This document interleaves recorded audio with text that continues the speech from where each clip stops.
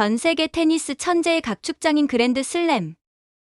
2024년에 세계 테니스 연맹 ITF의 발표처럼 1억이 넘는 테니스인 중에 만고의 노력과 재능을 가진 사람들이 프로 선수가 되어 엄청난 상금이 걸린 게임을 하고 있다.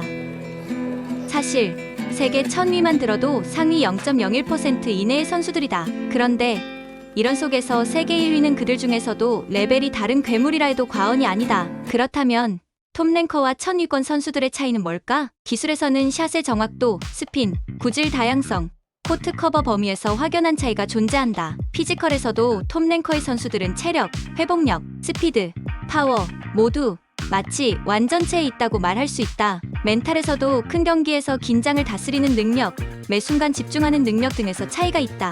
아시다시피 ATP나 WTA 랭킹은 선수들이 1년간 쌓은 포인트의 기반으로 정해진다. 1위 선수는 보통 마스터스급 대회나 그랜드슬램에서 우승 또는 준우승만 하여도 수천 포인트를 얻는다. 하지만 1000위권 선수는 대부분 퓨처스나 챌린저 대회, 예선 등에서 수십에서 수백 포인트를 얻고 있다. 예로 2024년 말 기준으로 1위 야닉 시너가 11,830점을 얻었다면 1000위권은 약 5점에서 10점 정도이기에 격차가 엄청나다. 단순하게 1000배 이상의 포인트 격차를 보면 실력은 압도적인 차이가 있을 가능성이 높다는 얘기다. 하지만 1위와 100위는 얘기가 달라진다. 한 스포츠 논평에서 둘 다 괴물인데 랭킹 1위는 매일 괴물 같고 100위는 가끔 괴물 같다 라는 표현이 있다. 100위권 선수도 기술이나 파워, 스트로크 퀄리티만 보면 거의 차이가 없다는 게 중론이다. 랠리 하나만 보면 누가 1위인지 모를 정도이다. 실제로도 100위권 선수가 1위 선수에게 세트나 경기를 이기는 경우를 종종 보게 된다. 1위에 있던 나달이 100위권에 있던 독일의 더스틴 브라운 선수에게 지거나 2022년 US 오픈에서 메드베데프가 100위권 선수에게 고전하거나 마스터스 대회에선 톱10 선수가 100위권 선수에게 탈락당하는 일은 자주 있는 일이다. 당시 세계 1위에 있던 라파엘 나달은 다음날 경기를 앞두고 질 수 있다는 압박에 잠을 설친다 라는 인터뷰가 있었다. 프로 선수들끼리는 1% 차이가 승패를 가른다는 말이 있다. 톱랭킹을 유지하기가 얼마나 어려운 일인지 보여주는 대목이자 그 어려움 속에서 꾸준히 그 1%를 반복해서 격차를 벌린다는 얘기다. 이런 점에서 라파엘 나달은 역사상 가장 위대한 선수로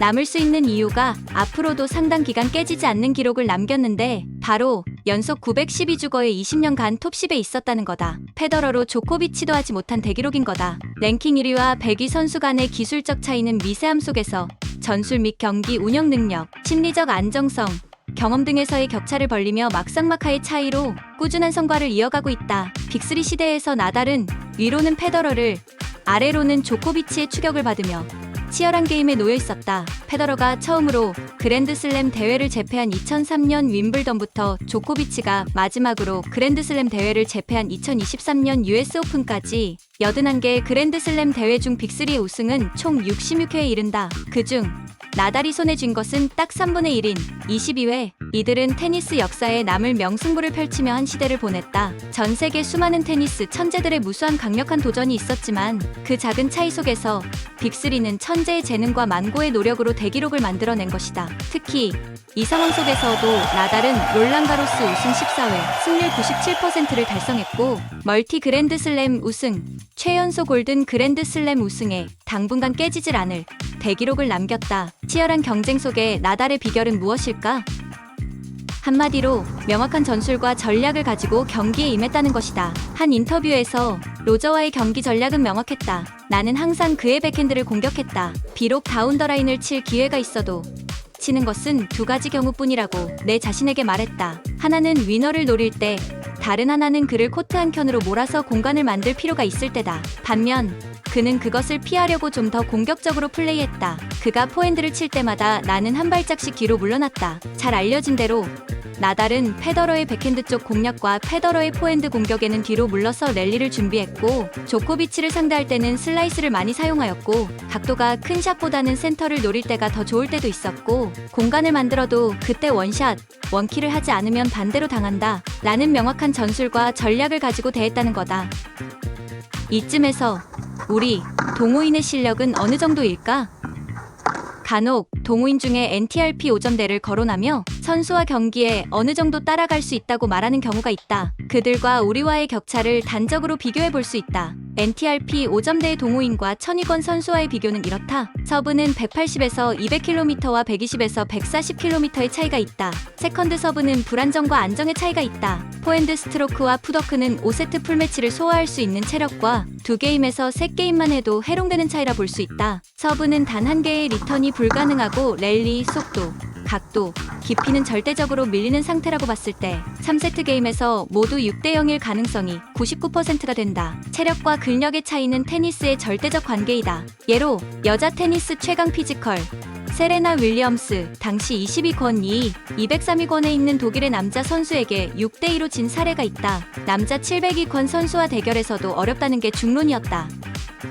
그렇다면 작은 차이 속에서 어떻게 더 상위로 갈 수 있을까? 사실 우리 동호인들도 실력이 고만고만하다는 게 대부분 생각이다. 한 팀에서 오랜 동안 같이 공을 치는 사이이고 버릇이나 습관을 잘 알고 있기에 이기는 게임을 할 것 같지만 반대로 상대 팀원도 나를 잘 알고 있기에 항상 막상막하일 경우가 비일비재한 거다. 하지만 동호인 수준의 뭔 전술이야 라고 할 수 있지만 그날 분명한 상대와 파트너에 대한 전술, 전략을 가지고 게임에 임할 때는 작은 차이가 결국 게임에 이기는 큰 차이를 낳게 된다는 점이다. 게임이 끝날 쯤에서야 상대가 왼손잡이인 걸 알게 되는 동호인도 많다.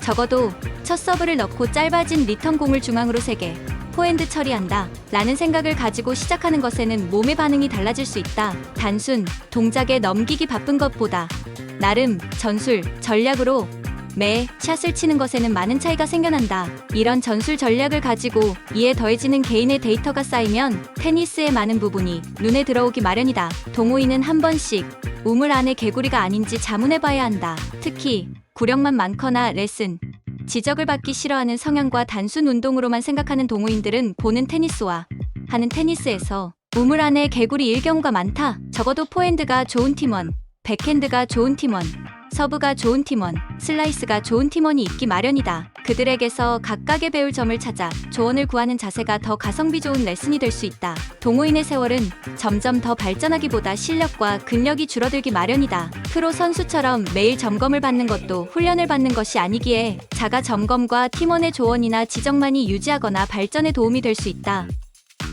오늘부터라도 나름의 전술 전략을 가지는 테니스를 해보자. 오늘도 구독 날려주시고요. 디그앤디그